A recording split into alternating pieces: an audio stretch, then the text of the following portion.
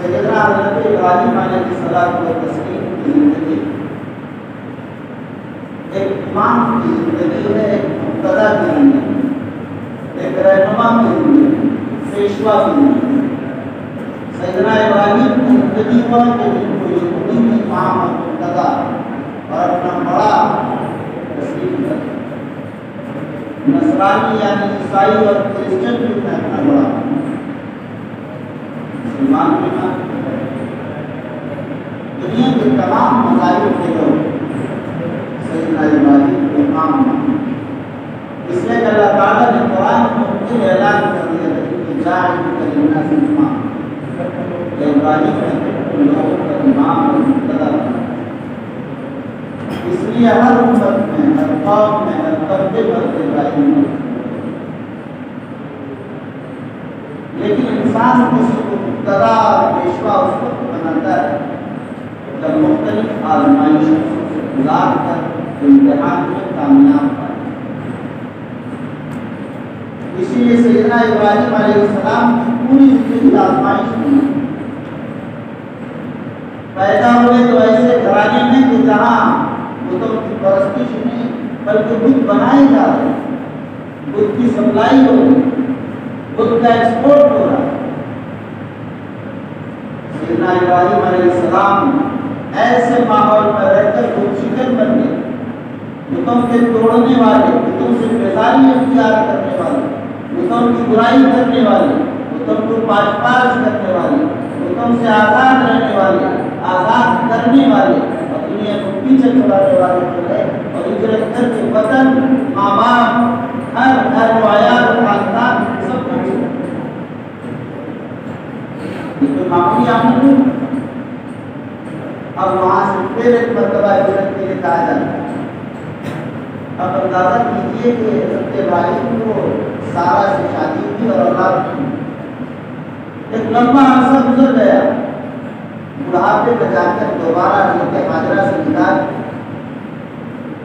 90 یا 92 یا 95 مختلف روایات 95 کی تقریباً حضرت ہاجرہ علیہ السلام سے بیٹا پیدا ہوتا ہے اسماعیل کی شکل۔ یہ بڑی دعاؤں کے بعد، بڑی منت سماجت کے بعد، اللہ کے سامنے بڑے راز و نیاز کے بعد اور بڑی کریا گزاری کے بعد اللہ تعالیٰ نے قبول کیا اور بیٹا دیا۔ اور بیٹا ہونے کے بعد تھوڑے ہی دن گزرا تھا جب ابراہیم سے کہا کہ اسے بیاہ ہو گیا، وادی میں چھوڑ دو جہاں کی کوئی آبادی نہیں۔ اللہ نے اس گھر کا نام نشان بھی مٹا ہوا ہے دنیا میں آدم نے ایسے بیاہ ہو گیا وادی دیر خضرا، جہاں نہ انسان، نہ آدمزاد، نہ چڑی، نہ پرندہ، نہ پانی، نہ اس کا نام و نشان کوئی چیز۔ حضرت ابراہیم اس میں بھی کامیاب ہوتے ہیں اور اپنی بیوی اور بیٹے کو چھوڑ کر نکل جاتے ہیں۔ اب بچہ 13 سال کا ہو جاتا ہے، حضرت ابراہیم علیہ السلام دوبارہ واپس آتے ہیں اپنے بیوی بچے کی ملاقات کی۔ اب بچہ بلوغت کی عمر کو پہنچ چکا ہے، ابھی بالغ ہی ہوا، چھوٹی سی عمر۔ اس بوڑھے باپ کو جب لگ رہا ہے کہ میں 100 سال اور 105-10 سال کا ہو چکا ہوں، اب سہارا ہو رہا ہے میرے لیے، ایسے وقت میں اللہ تعالیٰ خواب میں دکھاتے ہیں کہ تمہیں اسماعیل کو ضبط کرنا۔ ظاہر ہے کہ انبیاء کا خواب ہماری طرح خاص و احلام کا پراگندہ خواب نہیں، انبیاء کا خواب وحی کا درجہ ہے۔ اسی لیے حضرت ابراہیم نے خواب دیکھا تو گویا کہ اللہ کا حکم تھا۔ ابراہیم نے سوچا کیا کریں، حضرت ابراہیم نے حضرت اسماعیل علیہ السلام کو خواب بیان کیا۔ قرآن نے اس پورے پس منظر کو ذکر کیا، فلما بلغ معه السعي قال يا بني إني أرى في المنام أني أذبحك، اے میرے بیٹے، اے میرے پیارے بچے، میں تم کو دیکھ رہا ہوں خواب میں کہ میں تمہیں ذبح کر رہا ہوں۔ فانظر ماذا ترى، اسماعیل بتاؤ تمہاری کیا ہے، فانظر ماذا ترى، بتاؤ تمہارا کیا مشورہ ہے، کیا کہتے ہو، کیا میں ذبح کروں؟ کتنا مشکل مرحلہ ہے، کتنی کٹھن گھڑی ہوگی، ذرا آپ اندازہ تو کیجیے۔ باپ اپنے بیٹے کو کہہ رہا ہے کہ میں کیا تمہیں ذبح کروں، ذبح کرنے کا حکم۔ بیٹا تو یہ کہہ سکتا تھا کہ آپ باپ ہیں، سفاک اور ظالم اور جابر ہیں، کیا کرنا چاہتے ہیں؟ کہ انسان انسان کو ذبح کرتا ہے اور کہیں باپ اپنے بیٹے پر چھری چلاتا ہے۔ اسماعیل یہ نہیں، اسماعیل دادا یہ کہہ دیتے کہ دیکھ لیجیے آپ کو کیا کرنا ہے، اور اس سے آگے بڑھ کر اگر یہ کہہ دیتے کہ چلیے ٹھیک ہے، سر جھکا لیتے، یہ سب کچھ ہوتا ہے، لیکن اسماعیل نہیں۔ اسماعیل علیہ السلام نے ایک ایسا جواب دیا کہ تاریخ انسانی اور چشم فلک نے اسے نوٹ کیا اور قیامت تک کے لیے قرآن میں فرمایا قال یا ابتی افعل ما تؤمر ستجدنی انشاءاللہ من الصابرین۔ یا ابتی، باپ نے کہا تھا یا بنیا، اے میرے بیٹے، اس لیے وہ آداب فرزندی بجا لا رہے اسماعیل، یا ابتی، اے میرے ابا جان، اے میرے پیارے ابو، افعل ما تؤمر، یعنی کہا اس بات سے ذبح کر دو۔ فرمایا افعل، ارے ذبح کیا ہے ابا جان، کر گزریے جو آپ کو حکم ملا، جو کرنا ہو کر دو، یعنی ذبح نہیں، جو کچھ اور حکم ملے آپ کر گزریے۔ اور یہ بھی قرآن کی تعبیر کو دیکھیے، یہ نہیں کہا کہ ٹھیک ہے کل تیاری کر لیجیے، 5 دن اور 1 مہینے کا موقع دے دیجیے۔ افعل ما تؤمر، اسماعیل نے کہا دیر کیوں کر رہے، کر گزریے جو کرنا۔ اندازہ کیجیے یہ کیا تھا، اسی کو اقبال نے کہا تھا یہ فیضان نظر تھا یا کہ مکتب کی کرامت کی، سکھائے کس نے اسماعیل کو آزاد کیا۔ چھوٹے سے بچے اسماعیل کو یہ باپ کے آداب اور آداب فرزندی کس نے سکھائے؟ ظاہر ہے کہ چشم فلک نے نوٹ کیا، محفوظ کیا۔ آسمان آنسو بہا رہے ہیں، زمین تھرا رہی ہے، فرشتے کپکپاہٹ میں ہیں، دنیا دیکھ رہی کہ کیا ہو رہا ہے۔ باپ اپنے بیٹے کو ذبح کے لے جا، شیطان پیچھے لگ گیا۔ شیطان نے ماں سے کہا کہ بڑا تم سوار کر تیار کر کے نالا دھلا کر نئے کپڑے اور خوشبو سے معطر کر کے اسماعیل کو بھیجو، تمہیں پتا ہے کہ ابراہیم اسے ذبح کرنے لے جا۔ ماں نے کہا ہاجرہ نے کہ یار ایسا کیسے ہو سکتا ہے جو باپ بیٹے کو ذبح کرے گا، وہ بھی مرادوں کی پوری ہونے کے بعد بڑھاپے کے سہارا اور ایسی عمر میں جس باپ کو بیٹا ملا، تاکہ نہیں اللہ کا حکم ہے ذبح کرنے لے جا۔ حاجرہ نے کہا شیطان بھاگ جاؤ، اگر اللہ کا حکم ہے تو میری گود میں تو ایک اسماعیل تھا، اگر خدا 1000 اسماعیل دیتا تو سب کو ہوتا نہیں۔ شیطان بھاگا کہ چارہ نہیں، شیطان اسماعیل کے پاس گیا، کہا کہ بابو یہ کہاں جا رہے ہو، کہاں لے جا رہا تمہارا باپ ظالم اور سفاک ہے، تمہیں ذبح کرنے لے جا رہا ہے، تو اپنے ہاتھ چھڑا کر بھاگ جاؤ، نکل جاؤ۔ اسماعیل نے کہا کہ باپ بیٹے کو ذبح کرے گا، ایسا نہیں ہو سکتا۔ لیکن جب شیطان نے یقین دلایا اور یہ کہا کہ اللہ کا حکم تمہارے باپ کو ملا اس نے ذبح کرنے کا، اسماعیل نے کہا کہ اسماعیل کی جسم میں تو صرف ایک جان ہے، اگر اسماعیل کے جسم میں سینکڑوں جانیں ہوتی اور ہر ایک کو ذبح کرنے کا خدا کا حکم ہوتا تو ہر ایک کو ذبح کرنے کی ساتھ ابراہیم کے پاس بھی پہنچا کہ ابراہیم تیرا خواب بھی ہے، تم ذبح کر رہے ہو، خواب غلط بھی ہو سکتا ہے، جھوٹا بھی ہو سکتا ہے، صحیح معنوں میں دیکھا کہ نہیں، ٹھہر جاؤ 1-2 روز۔ اسماعیل جب نہیں ہل سکے، ابراہیم کو نہیں ہلا سکے، پھر کہا کہ اگر خواب ہے تو نیکی کا ایک ہی راستہ توڑے، ذبح کرنے سے اللہ کا رضا حاصل ہوگی، ذبح کرنے سے اللہ کے حکم کا امتثال ہوگا، اللہ کے حکم کی تعمیل اور فرما برداری ہوگی، اس کے علاوہ بھی تو ابراہیم آپ کر سکتے ہیں۔ شیطان کس طرح اس وقت پھیلایا پھسلایا تھا، آج بھی بہت سے دانشوروں کو اسی انداز سے سمجھاتے ہیں، ہزاروں لاکھوں کروڑوں قربانی کر کے اربوں روپے کو بہایا جا رہا ہے پانی میں، کوئی اور یقین کر لیتے تو یہ زیادہ بہتر ہے۔ انہیں پتہ نہیں تھا کہ اللہ کے حکم کا امتثال ہے، اس کی تعمیل ہے کہ خدا نے کہا ذبح کرنا تو ذبح کرنا، مقصد ذبح کرنا اور اللہ کی رضا حاصل کرنا۔ اللہ کے حکم کی تعمیل اور تمثیل کرنی۔ آج کے دن قربانی سے زیادہ ثواب دنیا کے کسی عمل میں نہیں۔ قربانی کے اندر ثواب، دوسرے اعمال میں وہ ثواب نہیں جو قربانی کے اندر آج کے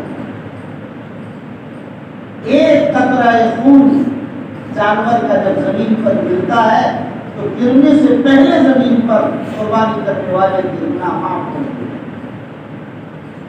فرمایا کہ یا اللہ جانور ذبح ہو رہے ہیں اور معافی ہمارے گناہوں کی ہو۔ فرمایا کہ جی اللہ کے حکم کی تعمیل اور اللہ کی رضا اور خوشنودی کے لیے چونکہ یہ کیا جا رہا ہے، اس بنیاد پر اللہ تعالیٰ نے قربانی کے دن پہلے قطرے خون کے زمین پر گرنے سے پہلے اللہ تعالیٰ قربانی کرنے والوں کو گناہ معاف کر دیا۔ تو ظاہر ہے کہ حضرت ابراہیم علیہ السلام نے نہیں مانا۔ حضرت ابراہیم تیار ہو اور ذبح کے لیے پوری تیاری کر لٹا بھی دیا گیا، اور اسماعیل کو دیکھیں کہ اسماعیل علیہ السلام نے عجیب و غریب مثال قائم کر ساری راہیں بتا دی کہ ابا جان ذبح کرنا اتنا آسان نہیں، مشکل تو ضرور ہے، لیکن ستجدنی انشاءاللہ من الصابرین، آپ مجھے اگر اللہ نے چاہا تو صبر کرنے والوں میں سے پائیں گے، میں صبر کروں۔ میرے پیروں کو باندھ دیجئے، ہاتھوں کو باندھ دیجئے، آپ اپنی آنکھوں پر پٹی باندھ دیجئے تاکہ یہ کرنا آسان لٹایا گیا۔ سیدنا اسماعیل کے ذہن و دماغ میں عجیب بات ہے، فرمایا کہ ابا جان یہ رسیاں کھول دی، کل کا مورخ تاریخ میں یہ رقم نہ کر سکے کہ اسماعیل کو زبردستی ذبح کیا گیا ہاتھ پیر باندھ کر، اسے بھی کھول دیجئے، انشاءاللہ انہیں صبر کرنے والوں میں سے۔ فلما اسلم وتلہ للجبین، جب دونوں راضی ہو گئے اور دونوں نے امتثال حکم کے لیے تیاری کر لی تو کہا کہ مجھے پیشانی کے بل لٹا دیا۔ اس کا دو مطلب مفسرین میں لکھا ہے۔ ایک مطلب تو یہ ہے کہ الٹا لٹا دیا تاکہ باپ کی محبت یا بیٹے کی محبت باپ کو دیکھ کر چھری نہ چلا جائے، اور دوسرا مطلب یہ کہ آپ جب قربانی کرتے تو دیکھتے ہیں کہ جانور کے پیشانی کے حصے کو ذرا دباتے ہیں تاکہ گردن ذرا اونچی ہو جائے اور اٹھ جائے اور پھر آسانی سے ذبح کیا جا سکے۔ اس طریقے سے دونوں طریقوں کا جو یہ کیا گیا، اور ذبح کے لیے چھری چلانا شروع کیا۔ آنکھوں پر تو کچی چھری چلا رہے ہیں مگر چھری ذبح نہیں کر پا، دیکھا کہ خون نہیں نکل رہا، کٹ نہیں رہا، آنکھ پر تو کچی، زور سے چلایا نہیں ہوا، دوبارہ تیز کیا، پھر چھری چلائی نہیں ہوا، پھر تیز کیا، پھر چھری چلائی، پھر ذبح نہیں ہوا۔ اللہ تعالیٰ نے چھری کو حکم دے دیا، جب اللہ کا حکم آ گیا کہ اسے نہیں کاٹنا ہے، وہی ابراہیم تھے جن کے لیے آپ کو گزار کر دیا۔ ظاہر ہے کہ وہ تو اللہ کا حکم جب پا لیا، حکم الہی نہیں ہے، ذبح کہاں سے ہو سکتا؟ ذبح نہیں ہوا۔ پھر تیز کرنے کے اللہ تعالیٰ نے جبرائیل کو حکم دیا کہ جبرائیل ایک دنبا لا کر اس کی طرف حضرت ابراہیم کی چھری اس دنبے پر چڑھی اور وہ ذبح ہوا۔ سمجھے جب بیٹا ذبح ہو گیا، جب پٹی اتاری تو دیکھا کہ معاملہ کچھ اور ہے، یہ جبرائیل امین ہے، یہ دنبا ہے، یہ اسماعیل ادھر ہے، یہ اللہ کا کیا نظام ہو۔ سمجھ گئے کہ اللہ کی مرضی یہی تھی اور اللہ کا نظام یہی ہوا، یہی کافی ہو جاتا ہے اسماعیل ابراہیم کے امتحان کے سامنے۔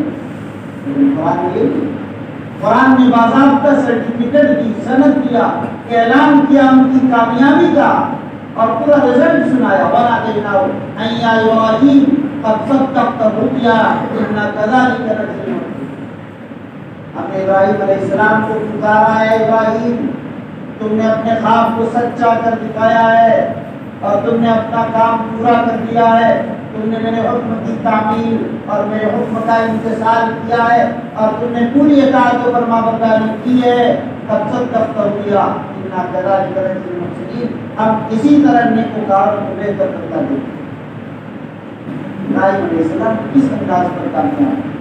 بہرحال میں اس واقعے کو بیان اس لیے کہ آپ حضرات کے سامنے تاکہ آپ یہ دیکھیں، محسوس کریں کہ آج جس قربانی کو ہم قربان کر رہے ہیں، یہ قربانی ظاہر ہے کہ اس کے لیے ایک نمونہ بہترین چیز کی اور بہترین مال کی اور اپنی محبوب ترین چیز کی اصل قربانی پیش کرنا. ابراہیم علیہ السلام کے اسماعیل سے زیادہ محبوب کوئی چیز نہیں، اسی لیے اسماعیل کو ذبح کا حکم دیا. آج ہمیں اور آپ کو جو قربانی کا حکم دیا گیا ہے، ہمیں بھی اپنے مال کی قربانی کی. اسی لیے یہ نہیں کہ 2000 کا 3000 اور 4000 کا اگر حصہ ملا تو اسی میں مشکل ہو جائے، بلکہ 4000 کا حصہ ہو. اگر 10 اور 15000 20,000 کا کی رسی مل رہی، ہم سمجھتے ہیں کہ شاید یہ بہت زیادہ ہو. اپنی محبوب مال کی قربانی کی جو پسندیدہ ترین مال. اب آپ قربانی کے اندر اس چیز کو بھی نوٹ کیجیے کہ قربانی کا مقصد یہی نہیں ہے کہ بس ایک جانور آپ نے ذبح کر دیا. یہ تو صورت ہے قربانی، یہ ظاہر ہے قربانی. قربانی کا باطن نہیں، قربانی کی صورت تو یہ ہے، قربانی کی حقیقت یہ نہیں. قربانی کی حقیقت درحقیقت یہ ہے کہ انسان اپنی جان کی اپنے مال کی قربانی کرنے کی عادت بنا لے، اسے ایثار کرنا ان کے لیے آسان ہو کہ اللہ کا جب بھی حکم ہو آ جائے، اللہ کی رضا اور اس کی خوشی کے لیے اپنا سب کچھ قربانی کر سکے، اپنی جان قربان کر سکتے، اپنا مال قربان کر سکتے، اپنے عزیز کو قربان کر سکتے ہیں، ہر چیز کی قربانی پیش کر سکتے ہیں. اللہ تعالیٰ اس کا عادی اور اس کا نظام بنانا چاہتا ہے.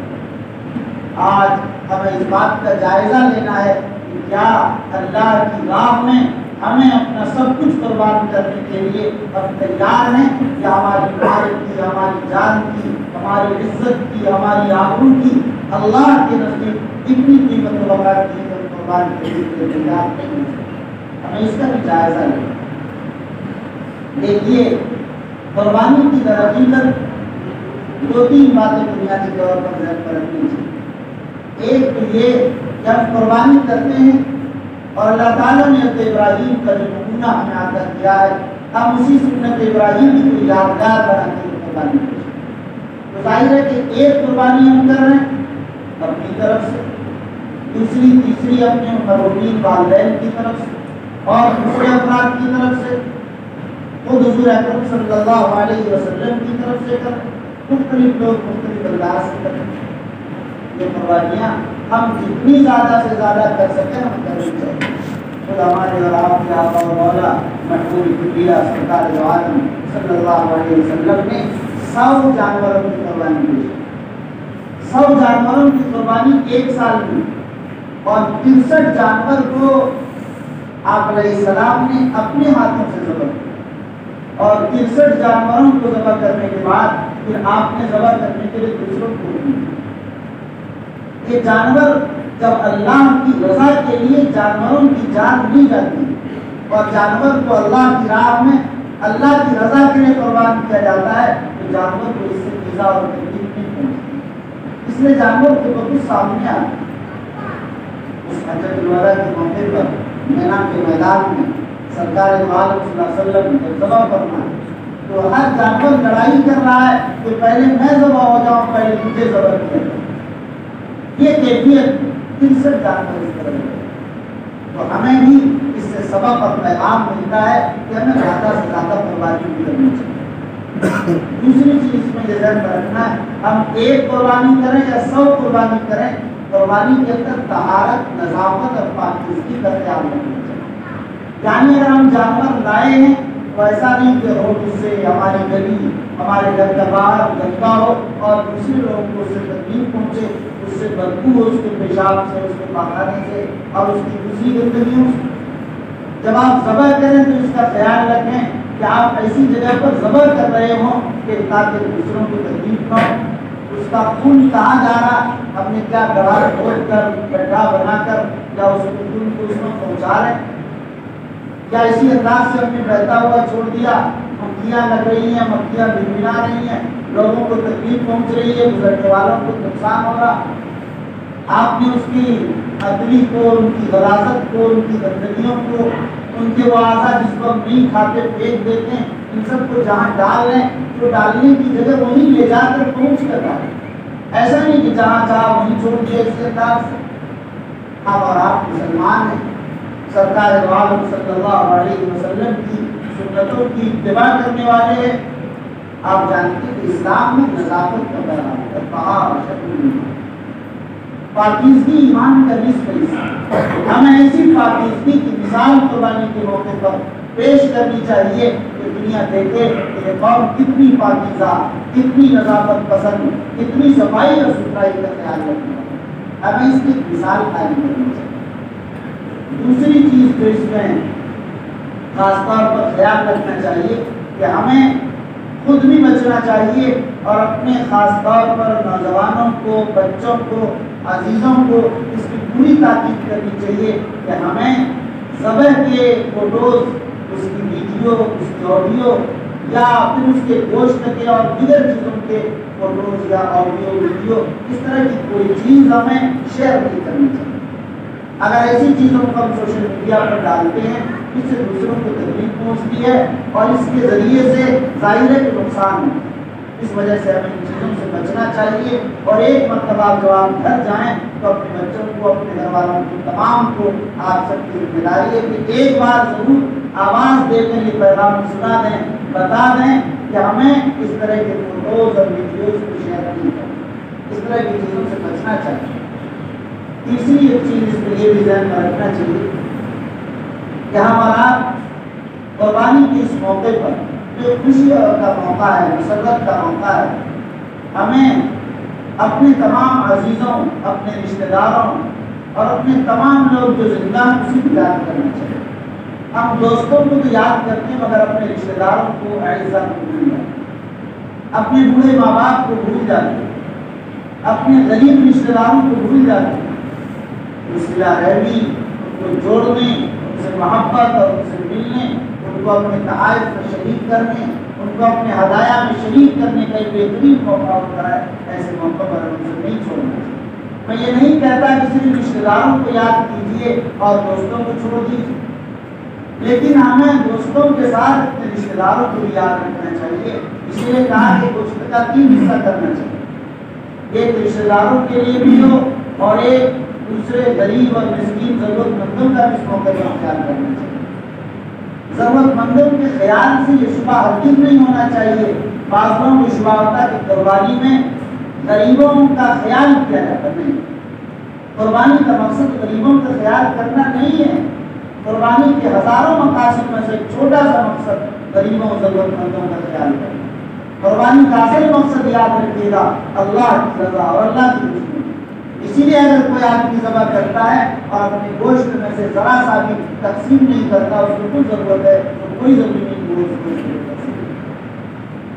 آخر میں ایک بات یاد کر کے میں اپنی بات ختم کرنا چاہتا ہوں کہ ایسے موقع پر ہمیں اپنے دین کو یاد رکھنا چاہیے۔ جو ہمارے والدین، ہمارے رشتے دار اور ہمارے بڑے جتنے گزر چکے سال بھر تک انہیں یاد نہیں کر پاتے، اس لیے ہمیں عید میں، بقرعید میں اور دوسرے تمام موقعوں پر ہر روز ان کے لیے اصالہ ثواب کرنا چاہیے۔ یہ موقع خوشی کا ہے، اس موقع پر ہمیں بھی شامل کرنا چاہیے کہ ہم ان کو بھی اپنی اس خوشی میں شامل کریں اور ان کے لیے اصالہ ثواب بھی کریں اور ان کے لیے جو ہم کر سکیں اصالہ ثواب ہم سے کرنا چاہیے۔